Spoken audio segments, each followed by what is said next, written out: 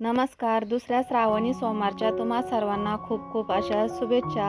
तर आज आहे ना शिवमूर्ती आहे, तर चला आता आहे ना उंबरठा लेपन करून घेते, रांगोळी काढून घेते आणि त्यानंतर आहे ना अभिषेक करून घेते. तर आज आहे ना महादेवाच्या पिंडीचा अभिषेक करणार आहे. मी घरात पूजा करणार आहे आणि मंदिरात जाणार आहे, पण त्या अगोदर आहे ना काल ही रांगोळी काढलेली होती ना ती काढून घेते. बाहेर सडा टाकलेला आहे रांगोळी काढायसाठी, तो सुकेपर्यंत आहे ना उंबरठा लेपन करून घेते. आणि इथं पण रांगोळी काढलेली ना ती गोळा करून घेतली. तर काल आहे ना शिवलेले अमृतचं पोथी पारायणाचं समाप्ती होती ना, तर त्यासाठी मी इथं रांगोळीने ते काढले होते, ते काढून घेते. आता उंबरठा पुसून घेतला आहे आणि इथं रांगोळी काढते ना तिथं पण पुसून घेते, म्हणजे रांगोळी काढायला. तर सकाळी धुतलेलं होतं मी, पण मग सुकून गेलं ना त्यामुळे आहे ना परत पुसून घेतलं आणि हळदीचं लेपन करून घेते. त्यानंतर रांगोळी काढते. तर दोन्हीकडं पण आहे ना मी हळद लावून घेतली, त्यानंतर रांगोळी काढून घेते आता.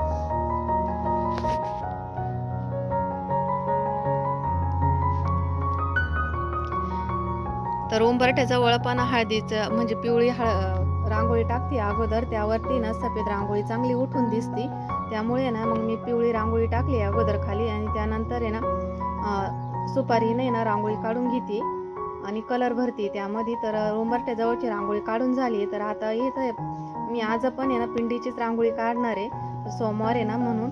तर चला रांगोळी पण काढून झाली आहे. आता आहे ना घरामध्ये पिंडीचा अभिषेक करून घेते.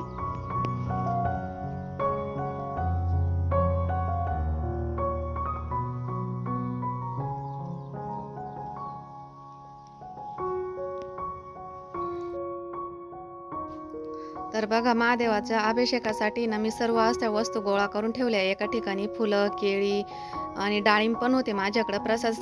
प्रसादासाठी डाळिंब आणि केळी घेतली आहे, पाणी आणलं आहे आणि पंचामृत पण घेतलं आहे, भस्म घेतलं आहे, चंदन घेतलं आहे आणि एक सफेद कापड पण घेतलं आहे आपल्याला मूर्ती पुसण्यासाठी. तर इथे ना 2 पाट मांडून घेतले. त्यानंतर आहे ना थोडेसे तांदूळ टाकले. आपण कोणती पूजा करायची असली तर दिवा लावून घेतो ना, दिव्याच्या साक्षीने आपण पूजा करत असतो. तर त्यासाठी ना मी दिवा लावून घेतला आणि दिव्याला ही प्रार्थना केली का त्याची पूजा करून घेतली आणि प्रार्थना केली का माझी पूर्ण पूजा होस तर ना तू असंच तेवत राहा म्हणून. आणि पहिल्या सोमवारची मी पूजा दाखवली तुम्हाला, आता हे दुसऱ्या सोमवारची पण पूजा दाखवते.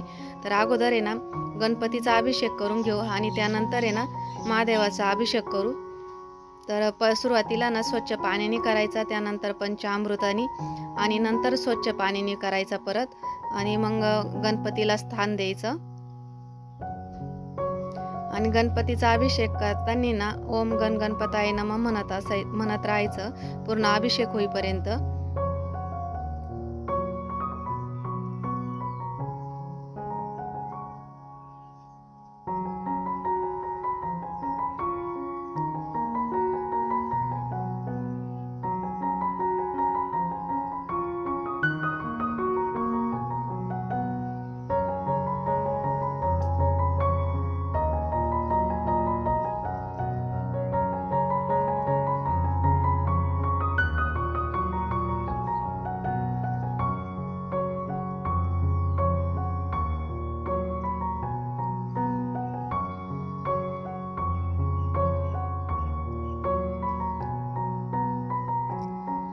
तर बघा गणपतीचा अभिषेक झालाय. आता आपण आहे ना गणपतीला स्वच्छ पुसून घेऊ स्वच्छ कपड्याने आणि त्यानंतर आहे ना गणपतीला पण स्थान द्यायचं आहे.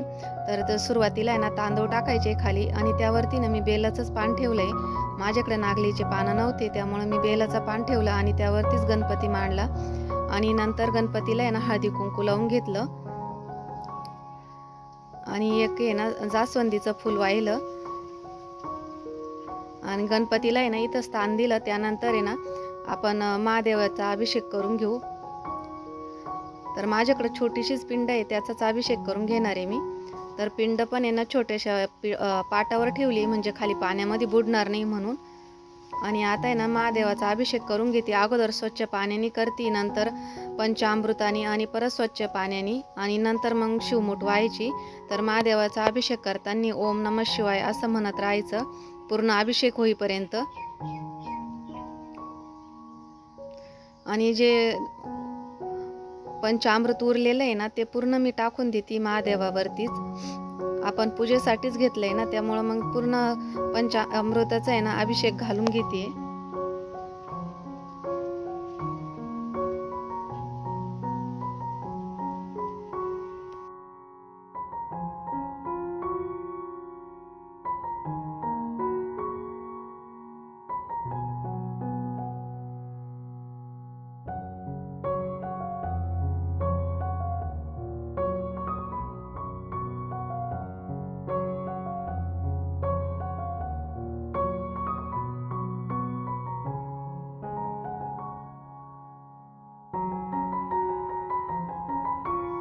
तर बघा आता आहे ना अभिषेक घालून झालाय. आता आहे ना तीळ घेतली मी. तर आज शिवमूठ तीळ आहे ना, तर तीळची शिवमूठ व्हायची, तर 3 वेळेस व्हायची. ती थोडीशी ओली करून घ्यायची, त्यानंतर व्हायची आणि शिवमूठ व्हायची झाल्यानंतर आहे ना, मग मी आज पण 108 पानं आणलेले आहे. आमच्या तिथे आहे ना खूप मोठं झाड आहे बेलाचं, त्याचे पानं आणले मी आणि ते 108 पानं पण वाहिले आहे आणि शिवमूठ वाहताना आहे ना, ओम नमः शिवायच म्हणत असते मी. तर आपलं साधं सोपं ओम नमः शिवायच म्हणायचं आणि त्यानंतर परत स्वच्छ पाण्याने ना अभिषेक घालून घ्यायचा, म्हणजे तीळ निघून जाईल आणि परत पिंड आहे ना पुसून घ्यायची चांगली स्वच्छ कपड्याने आणि मग आहे ना आपल्याला थोडंसं डेकोरेशन करायचं ते करून घ्यायचं आणि त्यानंतर परत मग आपण बेलाचे पानं आणि महादेवाला तर हळदी कुंकू चालत नाही, चंदन आणि भस्म हे लावायचं.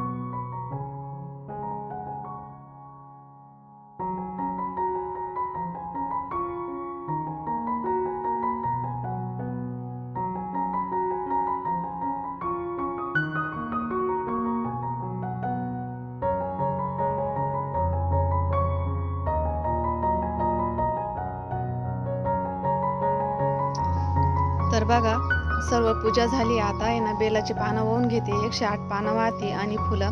तर माझ्याकडे थोडेसे फुलं होते ना, मी थोडंसं डेकोरेशन करून घेतलंय, छान वाटतंय ना.